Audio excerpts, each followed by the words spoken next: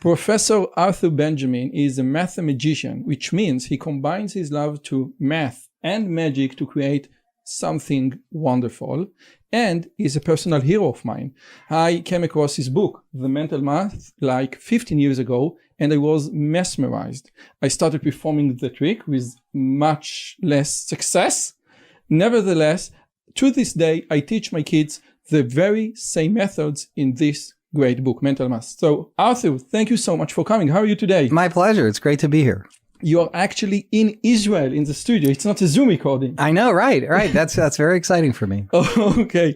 Now, you're actually a mathematician because in your trip to Israel, you had a seminar in the math department in the Technion. Yes. And a show plus lecture to the Israeli Society of Magicians. Yes. Now, unfortunately, I couldn't attend neither of them. Therefore, you are here. But which was more fun? Oh boy. Well, I guess the show in front of the magicians was really special. And in Israel, I came to learn that most of the magicians focus on mentalism, magic of the mind. So they were, I've done audiences of magicians before. In fact, I did one last week in England, but to have an entire audience of mentalists was very special. And they asked very interesting questions. Wow. Could you just give me one good question about, when mentalists, when all the things that they do is like pretend or mimic or actually read minds. And when you say, no, this is not mind reading, this is a technique which I teach in the book. And what you teach is the very technique that you use. You are not bluffing them. Sure. So yeah, and they were interested in the techniques for doing rapid mental math, but there are other things that I do that are peripheral to that. For example, I create magic squares and I can create a magic square based on someone's birthday, and they found that to be very interesting. Or how would you calculate the day of the week that somebody was born? That takes more practice, but they found that very interesting as well. Yes, I think that, the magic square that includes the birthday was I was introduced to it by David Berglas in this book, The Mind and Magic of David Berglas. Mm-hmm. Unfortunately, when I work now with kids or with people, I have more often than not, he was born in 2000 and this blows the entire thing. Oh, okay. In my case, I use if they were born in 2006, I'll have 20 in one of the squares and 06 in the other. Okay. So it still works out okay in my Now, when was the last time that you visited Israel? I've only been to Israel once before, and that was 6 years ago. And you speak a little bit Hebrew? לא עברית. לא עברית. אני לא מדבר עברית. That's right. And that's about all I remember from my Hebrew school days and bar mitzvah. And you have a Jewish name? Avram. Avram. Arthur Avram. Yeah.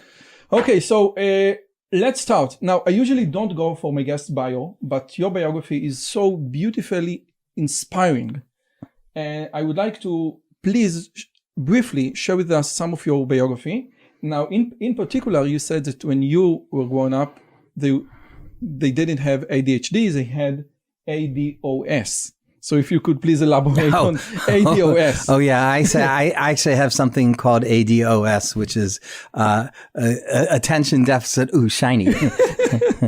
I say I didn't have ADHD. I had 90 HD. I was well beyond 80. So you were you were given Valium for like 10 years. I that's true. This is to slow me down. Yes, and that's right.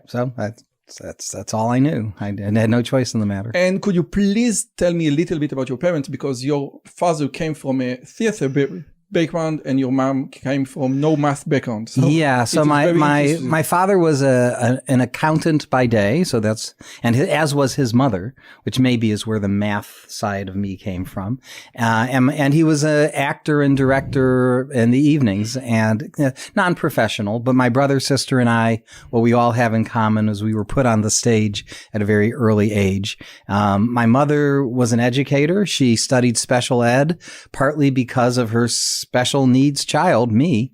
And she did a great job in exposing me to so many different activities and hobbies and interests and those things that I got very excited about. She encouraged me to pursue further, whether it was mathematics or magic or theater or whatever. That was, I'm very grateful for that. And my wife and I, we raised our daughters with similar ideas. That is, let's expose them to lots of things and see what things they love to do. Very interesting. Who is the great Benjamini? When I was performing in high school, I chose the name The Great Benjamini Will Do Magic at Your Next Birthday Party. And it's funny because I think back to those years of performing for 5-year-olds, 6-year-olds, and I think I learned so much in those years, in terms of how to entertain an audience, how to keep an audience captivated, because if you lose a 5-year-old, they just walk away. So, you need to have high energy. You need to have audience participation. It's more of a dialogue than a monologue. And as a teacher, I employ all of that, on a daily basis, and as a speaker, as a magician. I think, that in the era of vaudeville, and you can count Al Flosso and Al Baker, when they had to do 10 shows a day, and they had to do it no matter what with like drunk people, they became so professional and could, manage with every kind of an audience, that the kind of experience that Al Flosso and Al Baker had as a 10 shows a day, you really can't achieve this kind of experience right now when you have like 1 show a day or maybe 2 shows a week. Yeah. The closest thing I can relate to is, I live in Los Angeles, and there's a place there about called the Magic Castle. This is my next question. I swear in God. This is my next question. You say the Magic Castle. Yes. I came prepared. Well, that's it. We see we're in sync. We think alike. Great minds. Mentalism is real. That's right. Israel, in Israel. Right. So, but at the Magic Castle, you perform 3 shows a night, 7 nights, straight nights. And I would say that even though I'd started performing my mental math show 10 years prior to that, the experience of doing it every night, 3 times, that allowed my act to really acquire extra polish, and any new jokes that I might try, those that were good got reinforced and got stuck there permanently. So I owe a great deal to the Magic Castle for enabling my show to evolve. So I had 2 questions regarding the Magic Castle. One, I think it's not about precisely the Magic Castle, but how was meeting James Randi? Because I think that you told Michael Shermer a great story about the first time that you met James Randi. I met James Randi when I was about 20 years old. I was in college, and he was performing at the International Brotherhood of Magicians convention, which he rarely attended these national conventions, but here he was at the IBM convention in Pittsburgh,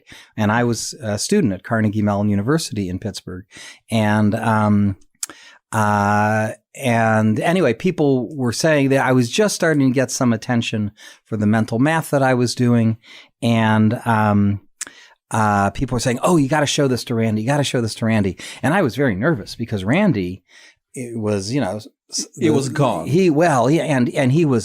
He was famously known as a skeptic and a very, to my mind, to my youthful mind, a very negative person. You can't do this. You can't do that. And so people were saying, "Oh, you have to show Randy what you can do."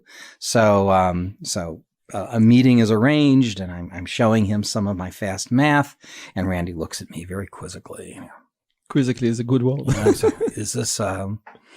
And he asks me some questions. He's trying to figure out if I'm real or not. It seemed real, but, people are good at faking things. And he asked me what was some combination of logic and magic puzzles, reasoning that if I really could do this, I probably had to be pretty smart. And if I could answer those logic questions, he'd be more willing to believe that I really had the mind that He could gave do you it. an IQ test. Sort of a magician's IQ test, if you will. And I passed it, apparently. And then I started, showing him, but look, all you have to do is you take this and you multiply by that and you add this. And the way Randy tells it, he's like, enough, I believe you. And then he got very excited because he said, can I introduce you to, the editor of Omni magazine? And can I think there's a television show that I'll be doing. And he got very excited because he liked the idea of promoting me, as somebody who can do impressive things with their mind without having to claim supernatural mumbo jumbo. So, in other words, even though he had a reputation of you can't, he wanted to say, here's someone who can, and he's just doing mathematics. So I don't think without Randy's influence I would be performing like I am today. He was a very important influence in my career. God bless his memory. And yes. You told me that you didn't tell me. You told Michael Shemer that in your garage you have a picture of you with James Randi and Uri Geller together. I may have the only picture. It's got the three of us. It was for a television show he was doing in 1989. It was called Exploring Psychic Powers Live, with James Randi and Uri Geller. Oh my gosh. And so half of the performers were sort of the psychic types and half of them were people with real skills, and they would talk. Anyway, both of them were very friendly, at least to me. And so at one point I just said, hey guys, can I get a photo with the two of you? And I guess I caught them both very much off guard because before they would go, here we were, the three of us together, and they got like my wife just did. Yes, and I was like, and so yes, I have a photo of the three of us together. But I think Randy, I haven't shared it around too much. I think Randy wasn't very happy with being sort of put on the spot that way. Okay, now the last question as a magician, how was performing in front of the professor, Di Vernon, which was like the most influential magician in the 20th century? When I auditioned to perform at the Magic Castle, I had met Bill Larson at at a magician's convention prior to that, but he said, I should come on. We'd love to have you there. 21, when you became 21. When you turn 21. Well, so as it turns out, I was more like 28, 29. I was a new professor at Harvey Mudd College in Claremont, California, about 50 miles from the Magic Castle. So I'd gone to the castle a couple times as a guest, and I said, okay, I'm going to audition. And it was on a Friday afternoon, and as luck would have it, Ricky Jay was having lunch there, and he's like, why are they making you audition? You should just be able to walk. Look, he tells his lunch guest, come on, let's watch this guy.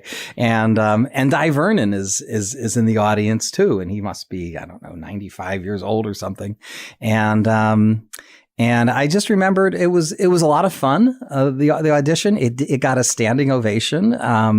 The Di Vernon said, "This is the best thing I've ever seen," and some guy said, "You should write that down. You should make that part here."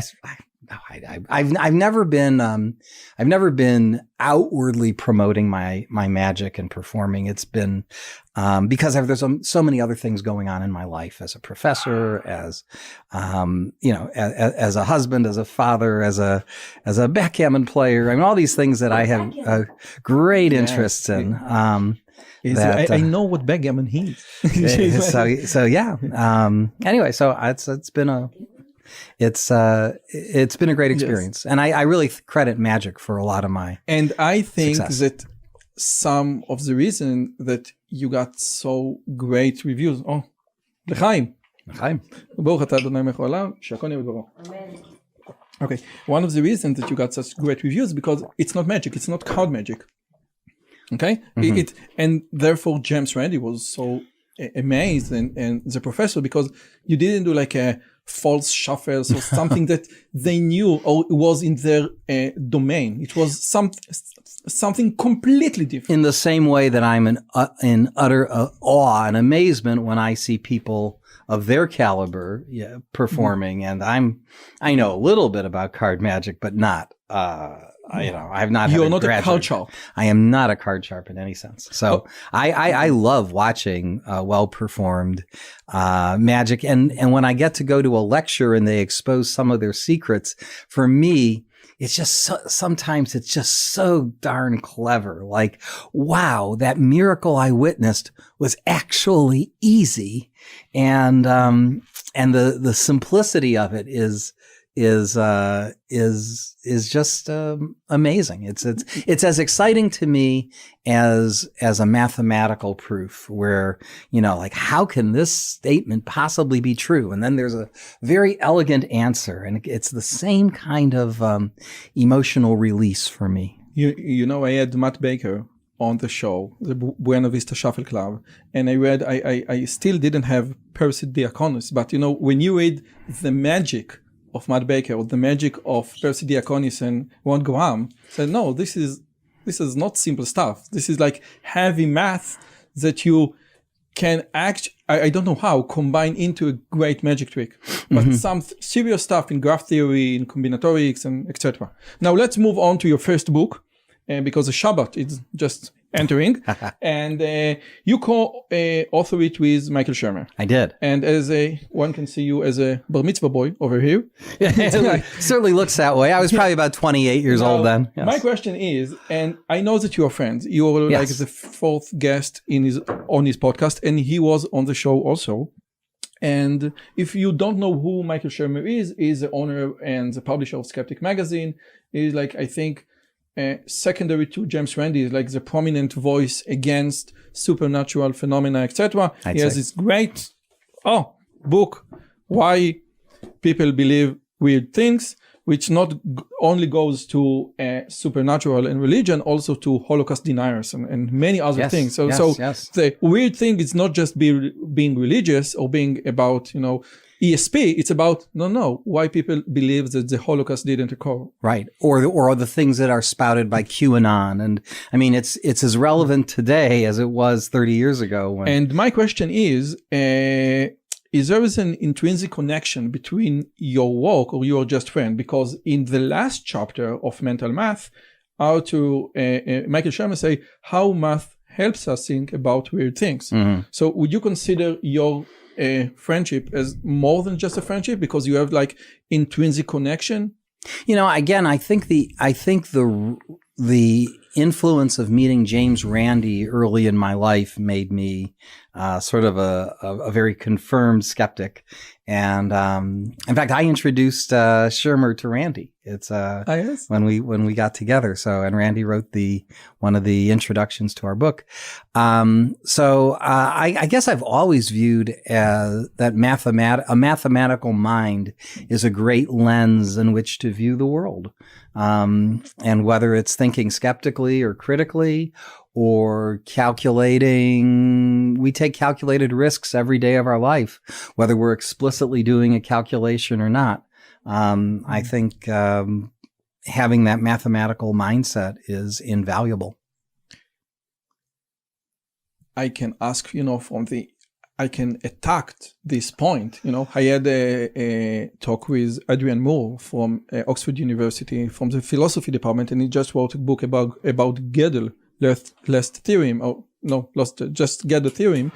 And we know that Cantor, when he did his work about the infinity, he became very mystic. So maybe when you touch, the edge of math, not just arithmetic and calculation, you say, just a second, in the foundations, in the true foundation of math, you need to believe in something. There is an element of faith, right? In the same way as what is the tiniest particle in the universe. And don't quiz me on physics, but again, there's almost an element of, you need to believe in something. Faith. There has to be something there. Yeah.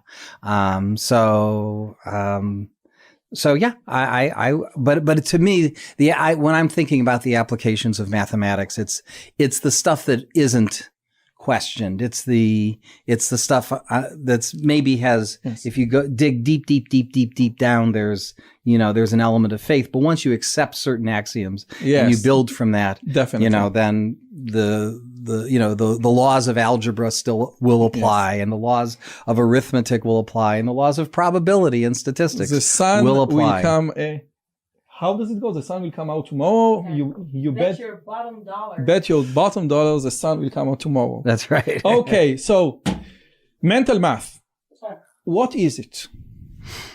I guess to me it's doing arithmetic in a way that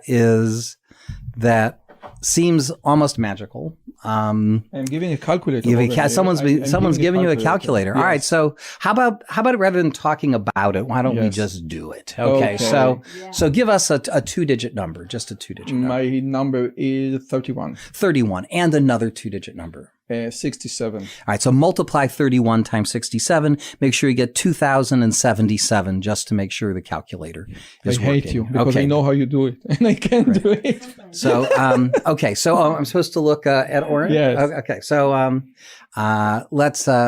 I'm just seeing where to channel my attention. All right. Now, my specialty is squaring, taking numbers times themselves.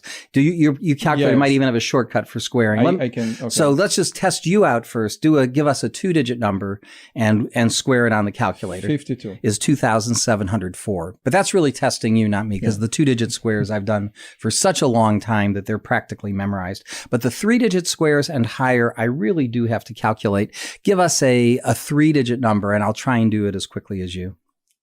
754. That should give you 568,516. I hate you. I have an audience here. Well, hello there, everyone. Okay, just a 4-digit number square, and we are done. Okay, let me write that 4-digit down just so I don't have to remember what it is. It'll make it just a little bit easier for me. The Sharpie. A Sharpie. When I'm not feeling so sharp, I use a Sharpie. So go ahead. Or a magic marker. That's right. I'm not going to do it with 1,000 because I know how to do it. Okay.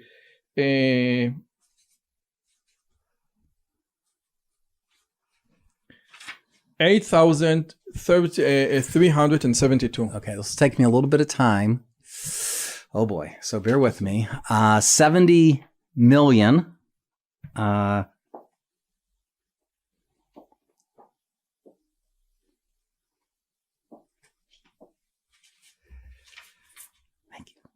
you.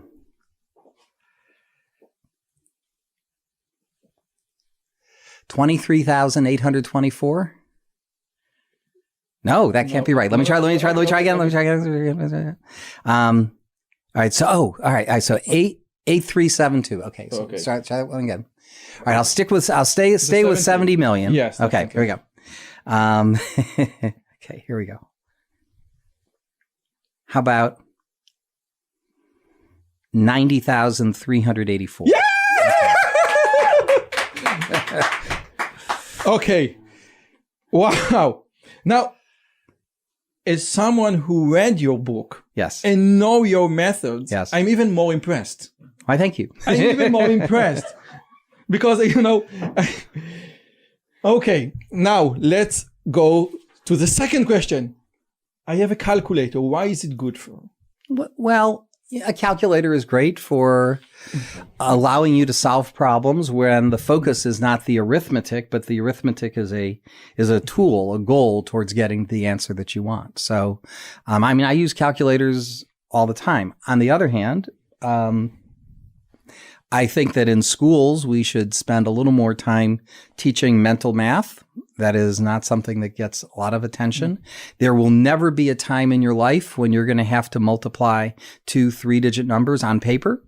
You will either pull out a calculator, get the answer, or if it's mental, you just need a quick estimate of the answer. Which is guesstimation. Which is much more important in real life. That's right. When we teach arithmetic, it's based on pencil and paper, and it's almost always taught from right to left. That is, it's taught first you get the ones digit, then the tens and the hundreds and the thousands, and eventually you get your way to the millions, right? But the most important numbers are on the left. It's way more important to know that your answer is a little over 7 million than to know that your answer ends in 4. Yes. Right? And yet we spend all this effort, when our minds are freshest and clearest on the ones and the tens and the hundreds, and you're probably making a mistake by the time you get to the important part. Unless you want to do elimination on your SAT, okay? Okay, this answer. Well, that's an artificial reason, but yeah, you're right. But unless you want to do elimination on your SAT, you must first start left to right and not right to left. I think in terms of what's practical in the real world is, working from left to right is the way to go. And cognitively, our brains are wired to think. When I say left to right, I mean from the most significant to the least significant, from the millions to the thousands to the hundreds to the ones, and not the other way around. And I can see it in the academia when students go right to left, when they can have an error in a magnitude, right? Okay, because they don't have the intuition. Exactly. And this is very important. If you could please elaborate on this, because I think many students, miss this very point. We need the intuition. Richard Feynman once said that before you start like a Fermi problem or a Fermi question, you need to have some sort of intuition. Where should it approximately be? That's right. That's right. That's probably important just on its own, just to have a real good sense of what your numbers should look like. So yes, I agree. Where I apply it, by the way, on almost a daily basis is in backgammon or sheshbesh out here, right? Thank you. It's my hobby of choice. It's and it's a game where you're not. It's a game of numbers, at least when you play competitively, and you're not allowed to bring pencil or paper or calculator. So you do have to do a lot in your head, and to have a good good number sense is very important. I must ask you about the math of backgammon, because I had a very harsh discussion with one of my friends. What do you do when you have 3 and 4 at the beginning? Do you open the 2 or do you want to go for the 7? And I said there should be like an objective answer giving your willingness to take risks. Sure. And actually the role you mentioned, the 3-4, there are largely two ways that people will play it, either bringing 2 checkers down or the back checker up 3 and another checker down 4. And to some degree it's a matter of style, but if you're playing in a tournament, there is a definite right or wrong answer depending on whether you are winning the match or winning the match that you're playing. Are you ahead in the score or are you behind in the score? If you're behind in the score, you definitely bring 2 checkers down. It's more likely to create games that are worth 2 points or 4 points. Whereas if you are winning the match, you want to play a little more conservatively and you make the other play. So there's and the idea is that you can use math to get objective answers. And in the last 10, 20 years, computers have come on the scene and using neural networks. And it's now unquestioned that the best backgammon player in the world is a computer program, that no human would be considered a better player than the best computer program. But can we say that the best backgammon player is a computer program that loves risk? Well, can we say this? I don't say it loves risk. It measures risk. It isn't something risk isn't something that is either positive or negative. It's something that you weigh. It's something that you manage. You take small risks to make big gains. No, but the idea is how much, the quantity, how much, because in finance, we have people who love risk and therefore they will invest in very risky trades. Right. Okay. Right. So what can we say about this computer program that play chess, that plays backgammon? What can we say about its character? About its personality? I would say it's a little different than the personality that the top players were using in the past. I think in the past, players were played a very pure game, that the way to win was to build a blockade in front of your opponent and to do something committal like attack your opponent when they're on their ace point at the very beginning, was considered a beginner's idea. But the computer, when saying, oh, well, if the rolls tell me I should be hitting on the ace point, I hit on the ace point. It's just saying there is more than one way to win this game. You don't have to only win by a blockade. Sometimes it's a race. Sometimes it's an attacking game or a blitzing game. This is interesting because I had a talk with a chess expert. He specialized in machine learning's algorithms that play chess. And he said, when computer plays chess, it's unaesthetical. It's not beautiful to see. Sometimes, it doesn't do like a very elegant maneuver because the objective function is just to win the game. And to some degree, something similar has happened in backgammon in that the way players are appreciated and recognized in the backgammon community is by what is their performance rating, their PR. And that PR is given by the computer. In other words, the computer will look at the games that you've played, and the expression, it's not whether you win or lose, it's how you play the game. Well, that's what the computer is doing. It's not so much whether you won or lost your match. It was, did you play your roles to their maximum efficiency? Did you take the right amount of risks? Did you take, and so as a result, because people want to say, oh, I play, to be a grandmaster, your PR, it has to be under a 4. The best player in the world has a PR that's around 2, and so if, so nowadays, the best players in the world are all trying to play according in to the same PR, style, to minimize their PR. And so you don't see quite as much of a diversity of style as you once did in this game. Wow, this is so interesting. And if DeepMind were to play backgammon instead of Go, and in the process find that there were other strategies that it played better than the current reigning chess program, backgammon program, Extreme Gammon, you might see a change in human style as well. Wow. If there was a new dominant program out there. As it is, for the last dozen years, there's been one accepted computer program that is the standard that everybody Extreme Gammon. Extreme Gammon 2.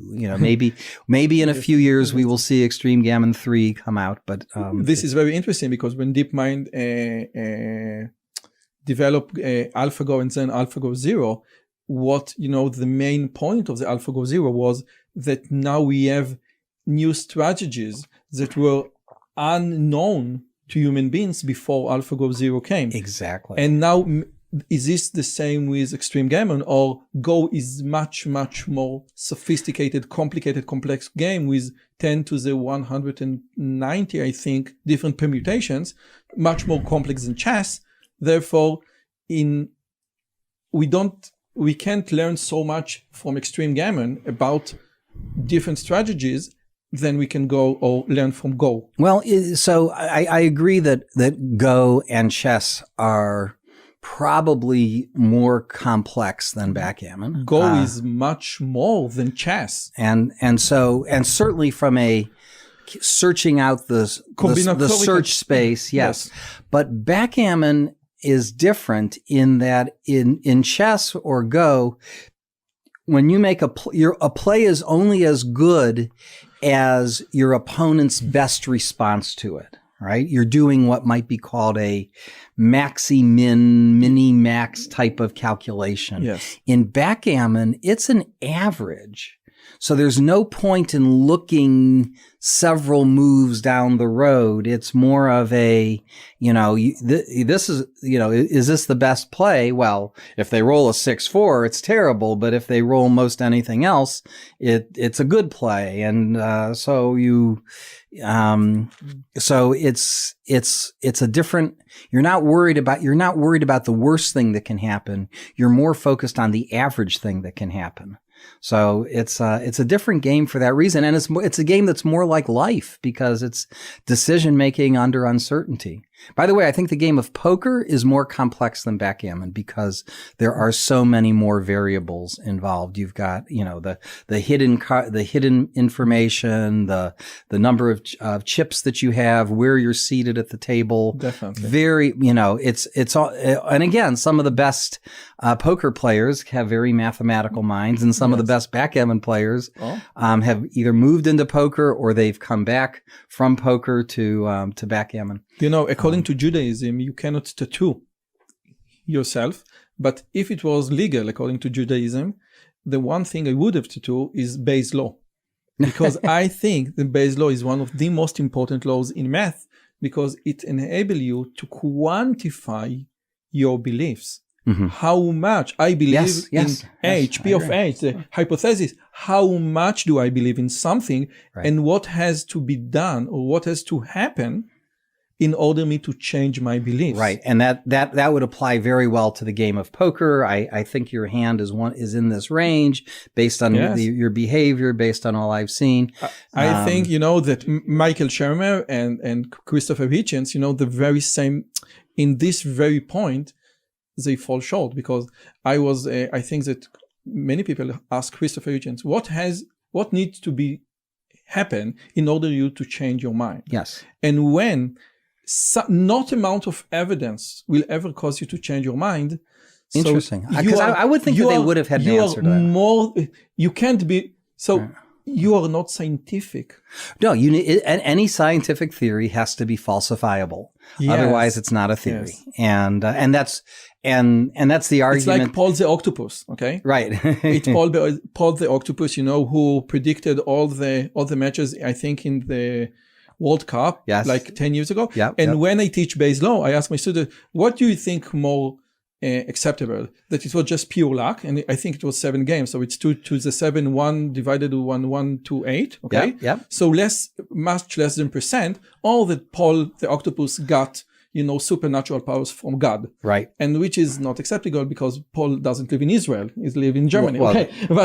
And then I ask, how many matches do Paul need to predict correctly in order for you to change your mind? And many students say, no matter how many matches. No, this is a very bad thought. Right. You need to have just the question has to be, let's say Paul gets 20 matches in a row. Now we're talking 1 in a million. Yes. My thought starts going to not so much the supernatural thing. It's not the supernatural, but either is this a trick? That is, are we not seeing Are we selling the games? Are we selling the games? Right. Or maybe even the octopus is at least being influenced to pick the winner to pick, now more knowledgeably. Okay, Argentina is playing Saudi Arabia, maybe the octopus is going to maybe according to the flag, but I think that this is a very interesting point. When you say, okay, I'm skeptic, and I think that this is my problem with many skeptics. I'm skeptic myself, okay? Mm-hmm. And I think I consider myself a religious skeptic Jew. Yeah. Nevertheless, no. But you do have to have a threshold, at which point where you say, I now have to, I remember a backgammon player who said, those people who you've been playing with, they've been cheating, and I can even show you how. He said, here's how. They were using these things called baffle boxes, and you would throw the dice in a box, and the number would come out. Now these boxes were made in a very simple way, very old baffle boxes, and they say, here's how so and so rolls double fives, and he took his hands and he threw them through the baffle box, and out came a double 5, and the player who watched that said, do that again. Because, just like that, double 5s. He says, do it again, double 5s. And at that point, he says, I think I'm convinced. Because if you just claim that you would roll double fives 3 times in a row, and you claim before you roll double five, if someone just does it once, well, that's 1 in 36. That can happen. But to do it 3 times in a row, that's 1 in 36 cubed. That's what 1 in 46,656. Oh, thank you. Thank you. Yes. You're going to say, all right, now I'm really starting to believe you have something, because this is so. But that's what it took. It took 3 times in a row before this very strong backgammon player started believing, okay, I think we have to change our procedures here, because clearly they are beatable. And again, it's all about the priori beliefs, because my priori probability that God spoke with Paul is extremely low. Therefore, I need a very big evidence. Yeah, that's right. Therefore, even Michael Shermer would say or Carl Sagan, improbable, extraordinary claims requires extraordinary evidence. Right. Okay, now let's move on. Let's move on to, we had right versus left versus right, the importance of guesstimation. And in your book, you write in chapter 3 that when you were 13, you practically independently invented those methods, because what you do right now when you square 52, you don't do what normal people do. Right. Normal people will do approximately 50 plus 2 square, and then it's going to be a plus b squared. It's going to be a squared plus 2ab plus b squared. Which wouldn't be for that problem. That wouldn't be so bad, right? Because it's 50. Because it's 50. But you are doing something completely else. You're doing 50 times 54 plus 2 square. That's it. And even from the sound of it, mine required really 2 steps, the last of which was add 4, and instead of 3 steps, right? So 50 times 54 plus 4 is easier than 50 squared plus 2 times 50 times 2. And when you are doing 126, for example, what you are doing is 100 times 152, which you can do because it's 15,200 plus 26 squared, which if you know is 676. Now it's 15,876. And if you do 1,132, it's going to be 1,200. No. You're going to go all the way down to 1,000. Yes. Oh, okay. Okay. Yes. Okay. It's very hard. Yes. Times. You were on the right track. Yes. I interrupted. It's 1,001 times 1,264 and 64, which is 1 million, and this is where it gets hard.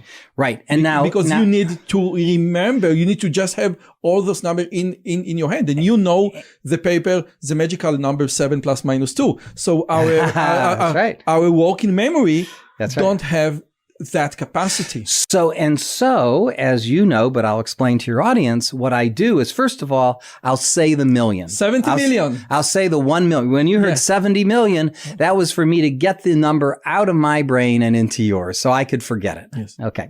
So in the problem you just said, where you'd have 1,000 times 1,264. I need to do it in English now because you are here. I say 1 million. You're not speaking Hebrew. And the 1 million gets stead. And then I have to hold the 264 while I do a separate calculation. Now I use a phonetic code that I learned from a magic book that I read in high school. Harry Lorraine's book. Now that code, I want to make sure is credited correctly, goes back centuries. It was called the major system. It was the English version of it was created in the 1800s. I don't know. No, 1 is a T or D, 2 is an N, 3 is an M, 4 is an R. We have our version. And so by doing it this way, you can turn numbers into words. So if you did 1264 and you say the 1 million, the 264, you have an N sound and then the CH or J sound and the R sound. And I would make a word like nature. Right? Or injure or something, injury. Any of those are fine. So I would say nature. And now I'm holding on to the word nature instead of 264. And that's especially when I'm working with other numbers, nature is going to stand out like a sore thumb. 264 might turn into 624 or something. But nature, and now I can focus on squaring 132. By the way, as a guy who practiced those very methods, just get the word nature out of 264. Once you have the letters, it's not such an easy task because you need to go over, okay, which word does all this? Well, I guess that Yes. to me is that's something that with a very basic amount of practice, in the same way that typing on a keyboard, there was a time when it was a deliberate, where is the A, the S, the D, But the how F. how did you came up with those great methods? First of all, as I want to say, these methods have existed for almost as long as arithmetic has existed, right? So I had the pleasure of discovering these on my own, but A few years later, in a book by Martin Gardner on recreational math, Mathematical Carnival, I remember that. when I read those methods, it ruined my day. It did. Still, the fact that I had discovered it for myself was very exciting for me. The concept of independent inventions. Sure. And but how did you come up with those methods? I'll tell you this. I'll tell you the story. I remember because you never told the story. I read and listened to all of your really. Okay. Well, I'm going to tell it. All your Spotify interviews. It may sound familiar when I started, but here it goes. I know my wife Dina has heard it before. So I remember I was like 13 years old, and I was on a bus going into the city of Cleveland, Ohio, where my father worked. And like many a 13-year-old, I started thinking about numbers that added up to 20. And I said, I wonder if you had two numbers that added up to 20, how large could the product be? What two numbers that add up to 20 have the largest product? And I was just thinking, I said, probably in the middle, 10 and 10. It's 100. Is 100. I said, let's try 9 and 11. 9 times 11 was 99. That was almost 100, but it was shy by 1. Oh, okay. Then I did 8 times 12 was 96, which was almost 100, but it was shy by 4. Then I did 7 times 13, which is 91, which was shy by 9. Oh. And I saw 1, 4, 9, and the next product was 84, which was 16. 5 times 15 was 75, was 25. I said, oh, that's cool. 1, 4, 9, 16, 25. Perfect I can see squares. the patterns. I see a pattern. Let's try. Now, how do you know if a pattern's going to work? Well, try another example. If it doesn't work, well, you just got lucky. If it does, you need to believe in induction. Yeah, well, this is called inductive logic. So then I said, let's try numbers that add up to 26. So I start in the middle. 13 times 13 is 169. 12 times 14 is 168, which was shy by 1. Ooh, that's promising. 11 times 15 is 165, was shy by 4. 10 times 16 is 160, which was shy by 9. And the pattern went on. 1 squared, 2 squared, 3 squared, 4 squared, 5 squared. And then I had what might have been one of the most creative ideas I've ever had in my life, which is unfortunate because we're talking almost 50 years ago. But nevertheless, I said, you could actually apply this pattern. Because let's say you wanted to calculate 13 times 13. Instead, do an easier problem. Do 10 times 16. Those numbers still add up to 26, but it's an easier multiplication. But it's shy by 3 9, squared. It's shy by 9, then you add. And that's exactly how it came out. Wow. And that was the pattern. I was taking algebra at the time. I was in 8th grade, and so in theory, I could have proved it by algebra, but I just, to me, it was more of a pattern. And I was like, wow, this works. And then one day, actually in the algebra class, a few months later, the teacher left an answer on the board, and it was 108 squared as the answer to some algebra problem. And I blurted out, and that's 11,664. And she says, yes, how did you do that? And I said, I did 100 times 116 plus 8 squared. No, but she knew. She was very smart. She was a very smart algebra teacher. And she recognized what was going on. And she said, and can you prove this? And I said, sure. And I pulled out pages and pages of examples. It works for big numbers, small numbers, negative numbers, fractions. The proof is a to square the number a. You do a minus d times a plus d squared. That's one line of algebra. Yes, because a square minus d square is a plus d minus a times A minus D. A minus D. Okay. Yeah, that's exactly, yeah. So you used to see it written down. But so the algebra is very simple, but I had not approached it from the algebra. I approached it from the number pattern. And you have many other cool methods. For example, when you multiply something by 11, okay, 52 times 11, you add just 5 plus 2, 7, and you inject the 7 in the middle, 572. Or when you have 23 times 27, when the ones digit adds to 10, so it's 20 times 30 plus 21. Yep. And my question is, if those methods are so cool, are so intuitive, why I never came across them in school, and why it's not just Israel, and because you perform all over the world, people have never heard about those methods. Well, some of them for sure. The public school system. You have to go through. Why? They have to discover it through Martin Gardner or through Number File or through Number File. Okay, wonderful. I mean, or through other cool or they see one of my lectures. But before YouTube, you just need to go from Amazon and to get like speed math, something like that. Yes, but so I don't.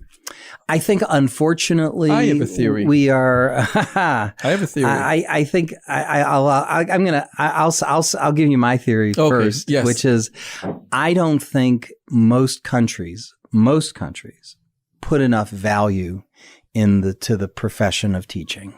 That we do not seek to bring the best and the brightest to become teachers of our students. They're not paid enough.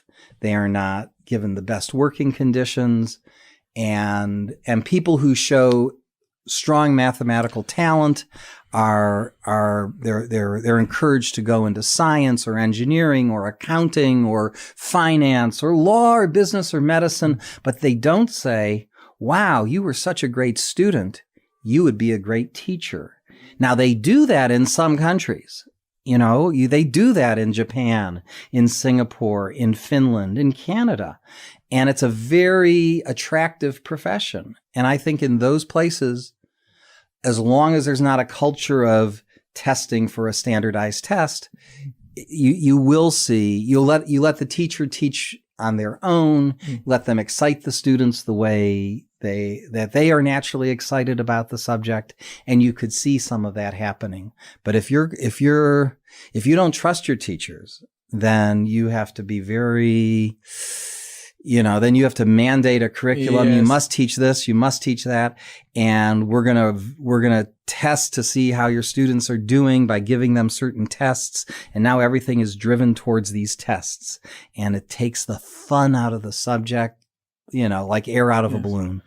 So I think that my theory is not that far away from your theory, again, especially regarding the standardized test, because what we want to do is to get out of school people who can't fail in multiplying two-digit numbers. So what we want to do is to teach them in the most robust, robotic, automatic way no one fails. Yeah. But if your objective is that no one fail, you inject mediocrity to the system, because I can't use those methods because in your method, you could think of this problem from this perspective, or this perspective, or this perspective, or this perspective. It changes math, which can be used as a subject to enforce disciplined thinking. Right, that's what we use it for, but you're missing out of an opportunity for math as a way to teach creative thinking. If I were teaching math at the elementary level, or even when I teach math at the college level, like I do, I often will say, find more than one way to solve this problem. Right. And that's a life lesson. Sometimes there's a fast way. Yes. Sometimes there's a more laborious way. Sometimes there's think outside the box way, and find more than one way. Find more than which one is the solution. Extreme opposite of what we are doing right now, because if you get the right answer, but you didn't do it according to the way they taught you, you are getting marked wrong. Yeah, marked wrong. And this is the extreme opposite. Only a good teacher will say, "Oh, I like your creative approach." If you're a little nervous and you say, "No, I don't know if that's going to work or not, but this is the way you have to do it," that's a prescription for mediocrity, as you say. And I had Danny Kahneman on the show, and he's a very famous cognitive psychologist. Yes. And he said that you can measure the amount of intellectual stress by just measuring the width of the pupil. And he said there is no more tedious, challenging task to ask a student, a Stanford graduate student, than to multiply two-digit numbers. Mm-hmm. And therefore, I think, that we concentrate on the multiplication table, but the multiplication table is just 1 by 1. And when I teach my kids, I want to just expand beyond the 1 by 1. I want to go, no, don't teach the multiplication table by up until 10, try up until 20, because then you break the 1-digit limit. Mm-hmm. What's your take on that? Well, first of all, I would say, sure, teach them the multiplication tables through 20, but don't make them memorize it. Now teach them a shortcut. For example, if you want to do something like, just give me two numbers between 10 and 20. I'll just 14 and 17. So instead, I would do 10 times 21. Right? In other words, I go down 4 and up 4. Yeah. 10 times 21 is 210. Plus 4 times 7 is 28, is 238. And that's almost as easy as having it memorized. And if you know 15 square, which is 225, and I ask you 13 by 17.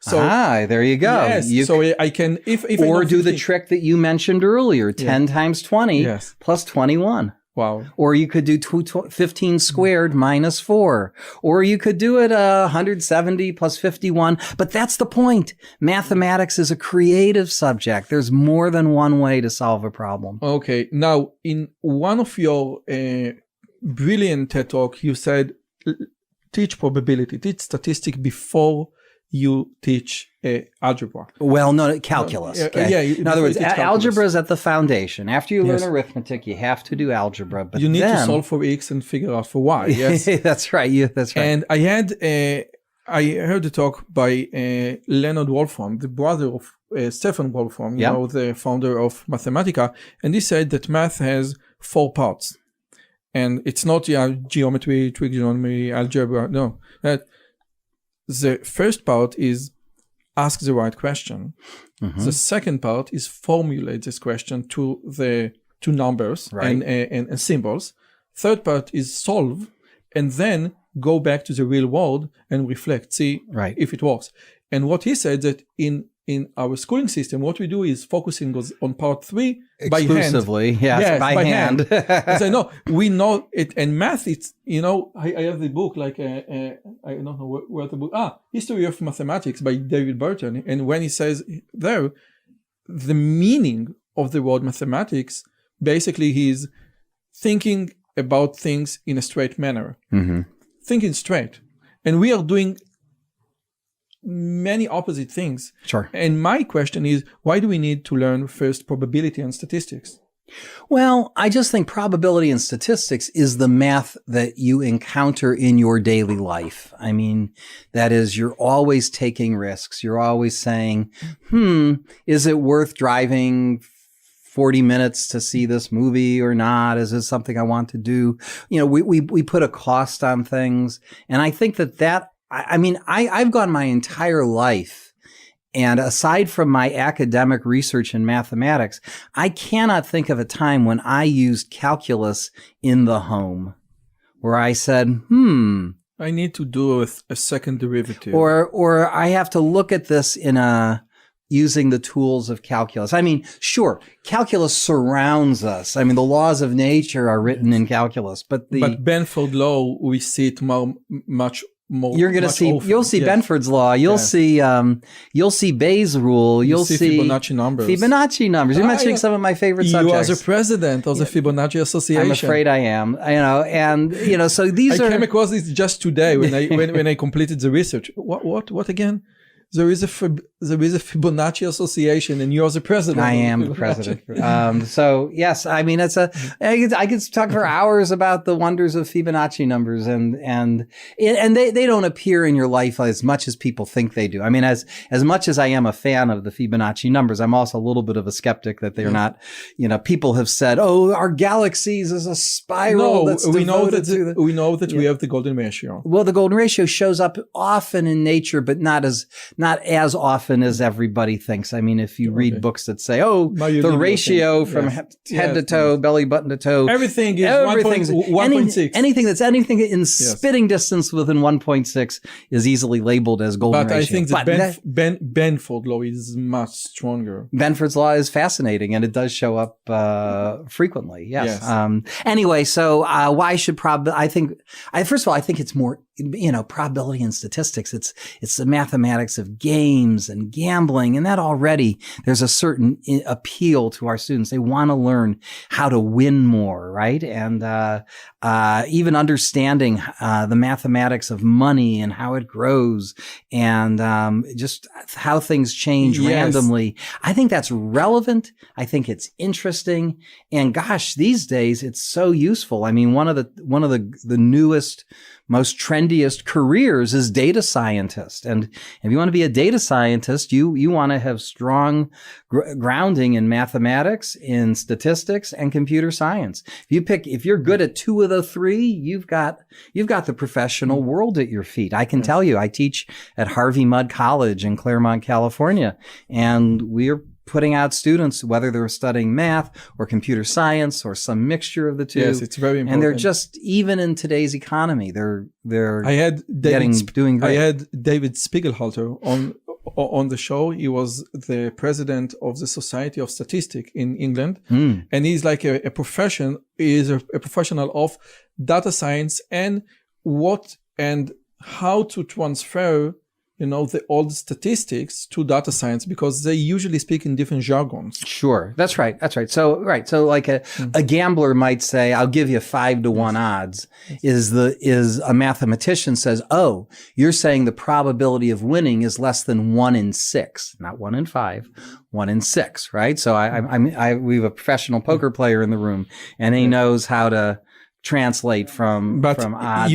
There is a letter, I think that was written by Jacob Bernoulli, I think, to Laplace. And he said, I think 200 years ago, he said, we know to calculate the odds with cards, and we know to calculate the odds with dice. But it's much harder to move to calculate the odds of staying alive. Okay. When we teach statistics, when we teach probability, we do it with coin, we do it with dice, we do it with cards. But when I want to extrapolate, what is the odds that you will stay alive after 60? Well, these are continuous random variables. Yes. We have ways of modeling them. But what we're also not very good at is it's not simply a probability or not. It's like you're assigning values to things. Like, okay, what if you were to win $1,000 tomorrow, how would you feel about that? Suppose that number instead were $10,000. Suppose you lost 10,000. Suppose it was $1 million. Suppose you died. I mean, these are majorly different risks, and sort of quantifying those risks. It's not, oftentimes in game playing, everything's very linear. Oh, this is twice as much as that. I would be twice as happy if this happened. If I win $20, I'm probably twice as happy as if I won $10. Sure. But, the graph doesn't go. It doesn't stay that way. Right. So now, and those are hard. And I'm sure you've spoken with guests who've said that people are really bad at making decisions, especially that involve and again, my field of expertise is unlikely phenomenon. And my field of expertise is machine learning, and what we say in machine learning as a joke is that machine learning systems are extremely good in predicting the past. Because what you're saying when you're doing a machine learning algorithm is that the future will be sampled or drawn from the same distribution. Now, when you're classifying dogs from cats, you can pretty much assume that, the distribution of how dogs look like and how cats look like is going to change for the next 10 or 20 years. Right.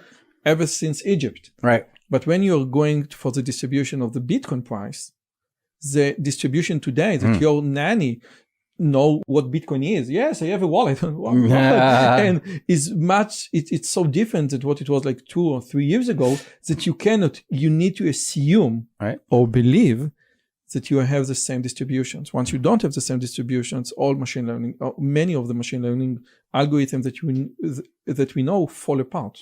Well, again, so for very recent and new phenomenon, you have to be very careful. But maybe using machine learning to diagnose diseases and medical problems, that's hugely important. No. And that may stay very relevant for a long time. So okay, now let's go to your Google Scholar page. Okay. Google Scholar page, and now because I'm also a magician, but I'm also a scholar. Now, your most famous book is Proofs That Count. Yeah. Was it published in 2003, I think. Proofs That Really Count. It was published by the Mathematical Association of America.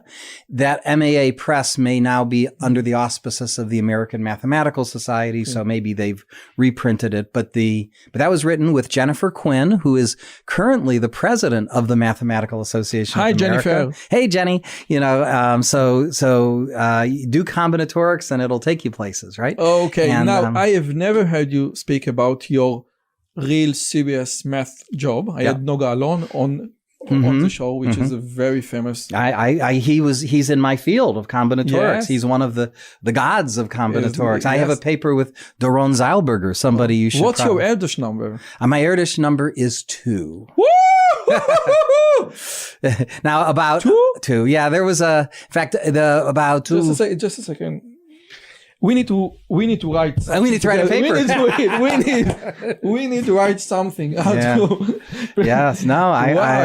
It was funny. A guy came. I think 4 or 5. No, I bet it's close. 2. It's got to be close than that. But anyway, no, I am 4 or 5. I know, but I'm saying you have to be closer than that. But I know. Wow, a guy came to me a few years ago who with a problem that had come from somebody else with a Erdős number of 1. And I normally I might have dismissed the problem, but I said, I'm going to work on that problem with you so that she'll be a co-author of this paper and I'll get my Erdős number of 2. By the way, you know that there are some unfinished papers. You can get a Erdős number of 1. Because there are some unfinished papers. I've heard some. If you want, I've heard some mathematicians who recently got their Erdős number of 1. So what's your field of expertise? Combinatoric, because you have combinatoric equational math. But let's stick to combinatorics. Combinatorics, a special passion for Fibonacci numbers. A lot of the patterns that involve Fibonacci numbers can be understood by asking a counting question and answering it in 2 different ways. But I must ask you before you go any further, I thought as a layman, which is a great word for us, I thought as a layman that Fibonacci number sits under the realm or domain of number theory.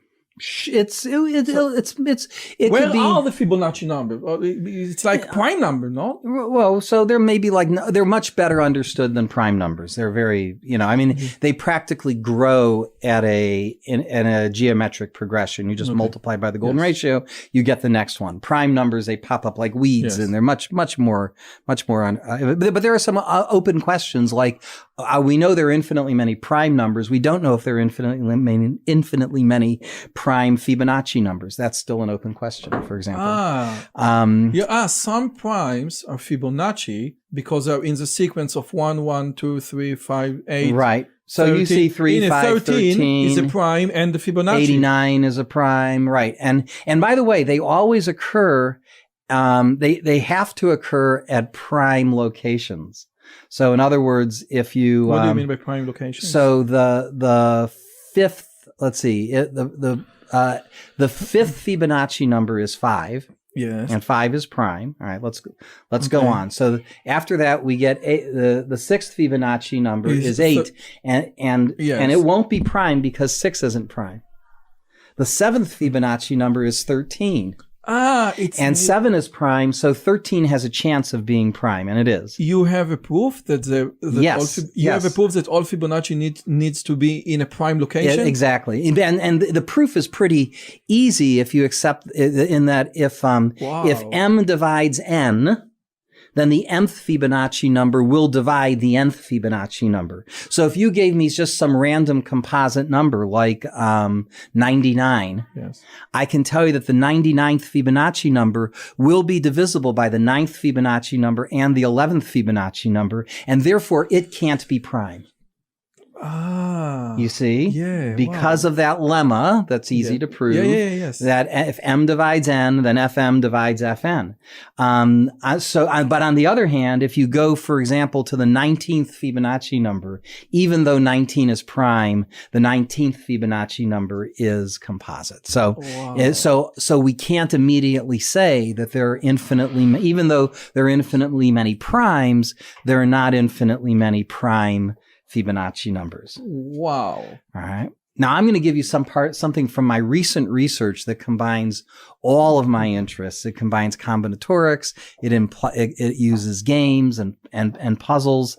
And it's one I like to talk about that I haven't had a chance to talk about enough. And it's the game of bingo. Bingo? Like in the church? Yes. Like the church bingo? Bingo. Amen. Right? Okay. Amen. So just a second. Let me put on my yarmulke. And now... All right. Explain about bingo. Okay. So first of all, a bingo card has 5 letters, a B, I, N, G, and O. Okay. It's a 5x5 card, right? So there are 25 numbers on it. But the five numbers under the B are all between 1 and 15 in some order. Okay. And the 5 numbers under the I are between 16 and 30 in some order, right? So you can have a number like B1. You would not have a number like B75. That's not okay. And so by the way, just a second, all bingos are just going up to 100? 100? 75 actually, 75, because the first column has 5 numbers out of the first 15. The column I is from the next 15. So we have 75 different balls. 75 bingo balls. And the objective is to fill to fill the entire board, or to just fill the a row or a column or a diagonal. It's a very strong game here in Israel. We do not have churches. Okay. We do not. So so let's suppose that you were practicing for your upcoming bingo tournament. Not that I'm practicing. You're playing the game a lot I'm practicing for my next bingo tournament. This is great. Okay. Now, are you more likely to get 5 in a row horizontally or vertically? And your intuition. Just a second. Okay. I would say that if it is vertically, that it all need to come from the same small distribution. Okay. And therefore, the intuition should be that the horizontal will be much more. But I have 5 different vertical, so might be the same? It is the same, right? In other words, you're just as likely to get these 5, get your bingo as those 5. There's nothing special about those 5 numbers as those 5 numbers. Okay, good. There you passed the first test. Now you are just like James Randi. That's right. So now you go to this bingo tournament and there are 100 people there and they each have purchased multiple bingo cards. So maybe there's like 1,000 cards being played right now. Okay. And I say to you, before our first game, I say, what do you think? Do you think the winning bingo will be horizontal or vertical? And believe it or not, it's more than twice as likely to be horizontal than to be vertical. And in fact, if we had thousands of players there, maybe, 10,000 cards out there, it's almost 3 times more likely to be a horizontal bingo instead of a vertical bingo. So even though you yourself playing individually, it's 50-50, whether it's horizontal or vertical, the winning card, the distribution, is much more likely to be horizontal. Now let me try and give you the intuition behind that, okay? Let's take this to an extreme and play this game not with a mere 1,000 cards, but with every possible card out there, all billion possibilities. Okay. Galactic bingo. Every creature in the universe has their own different bingo card. Okay. Now, in order to get a horizontal bingo, you'll need one of each letter to occur.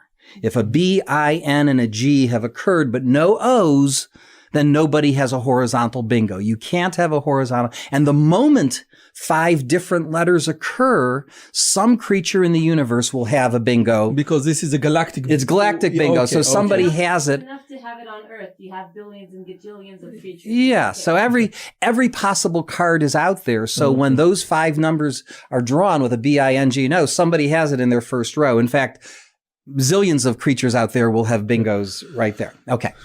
So in order to get a vertical bingo, some letter has to occur 5 times.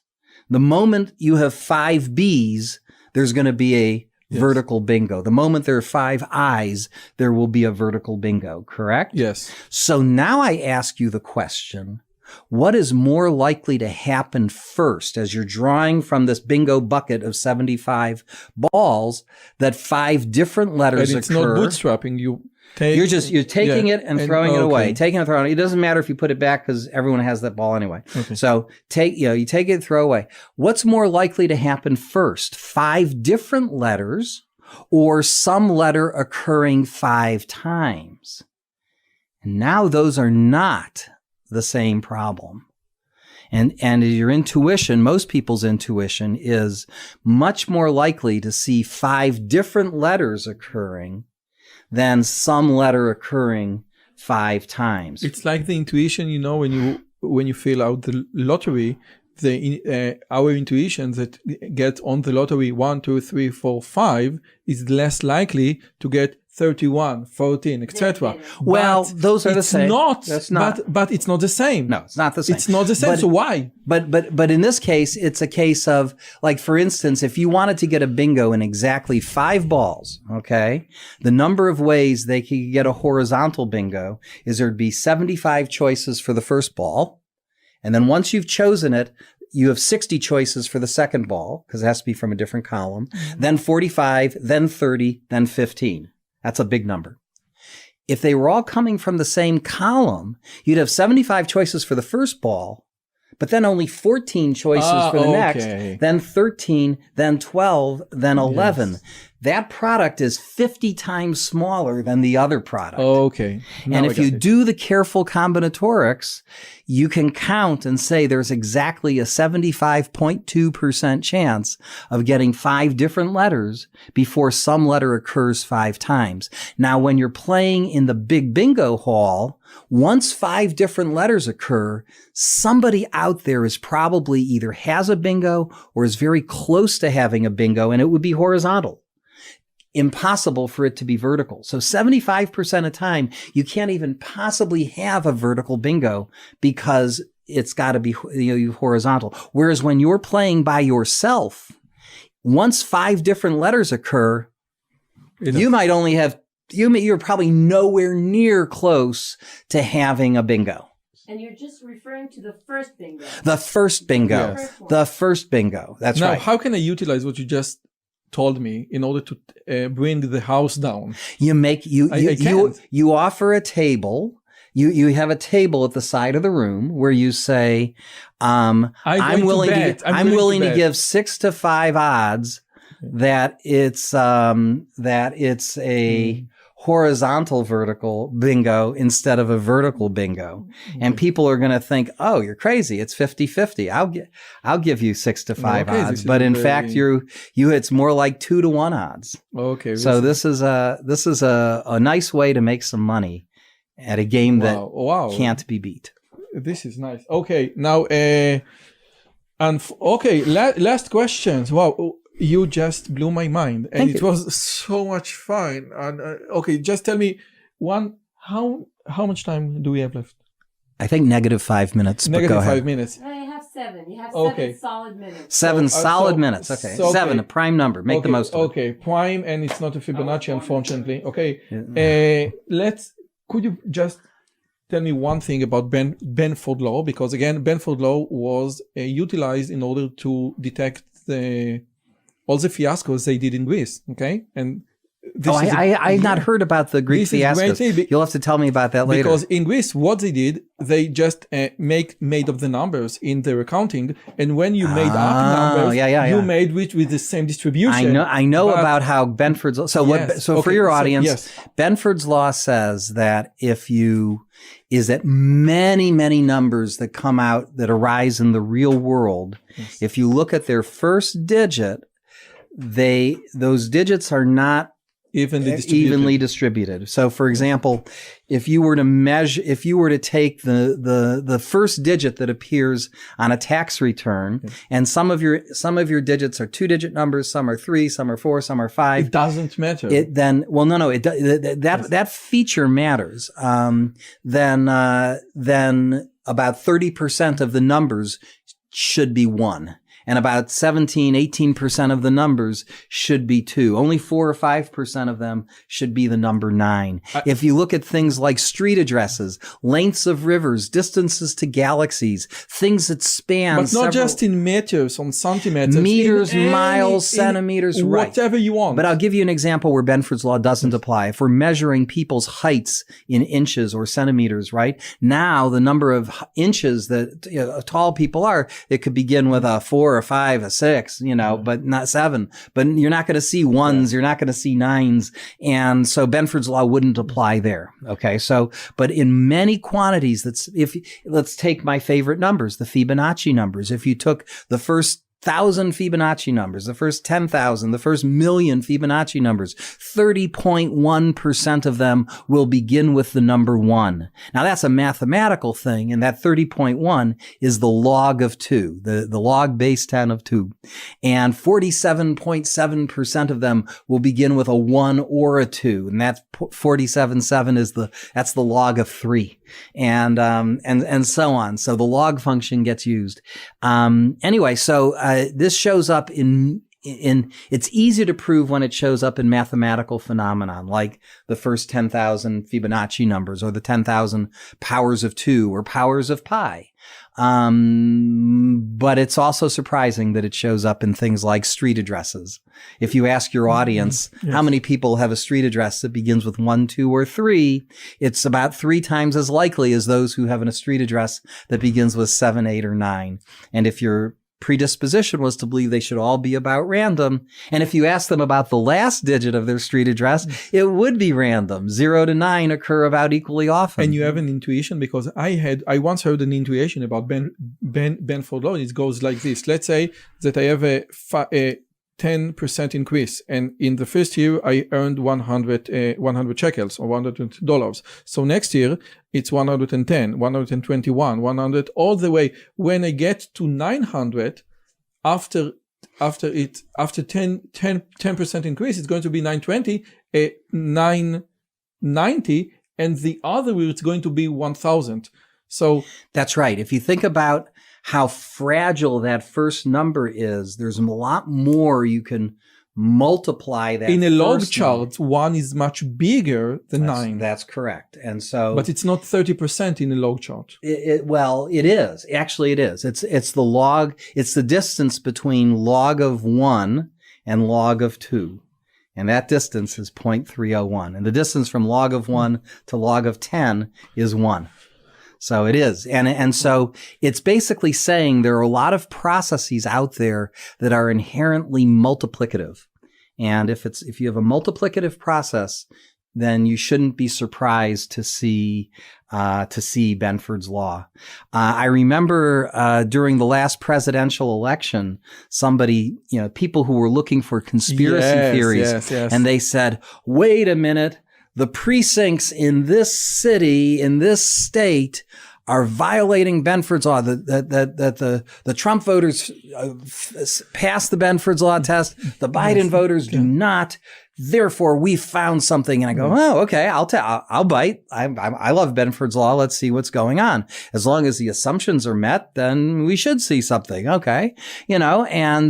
But in this particular set of precincts, all the precincts had the same size. They were all like exactly 1,000 people per precinct. And so if Biden was getting 70-80% of the votes, you would see his numbers are 7s and 8s and stuff in the precincts, which is very un-Benford-like. Whereas, the Trump voters are getting 10-20%. They were getting a lot of 1s and 2s. So it looked very Benford-like. And so, whereas if the precincts had very different sizes, some precincts had 50 people, some people had 4,000 people, some people had 900 people. Then if you're getting a 70-80% and it's scattered among a whole bunch of different sizes, then you're going to see Benford's Law. And there are ways of making money on Benford's Law, too. I spoke with Ted Hill. He was like he's one of the world experts on Benford's Law. Yes. On Benford Law, but now he's has another thing coming with this male-female things.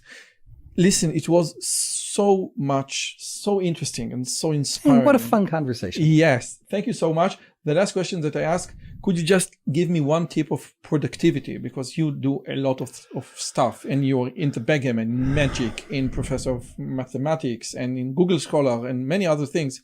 You can provide one productivity tip? Boy, marry a wonderful woman like my wife, Dina, who has allowed me to be so productive in so many areas of my life. I don't know that that's a very generalizable rule, but that's worked well for me. Okay. Thank you, Dina. He says the same about his wife. Yes. Wow, Art, thank you so much for your time and conversation and wisdom. And again, it changed my life. The one thing that I didn't ask you is why boys are much more attracted to those techniques than girls, but maybe in the next conversation. Maybe so. Okay. Thank you so much. Thank you.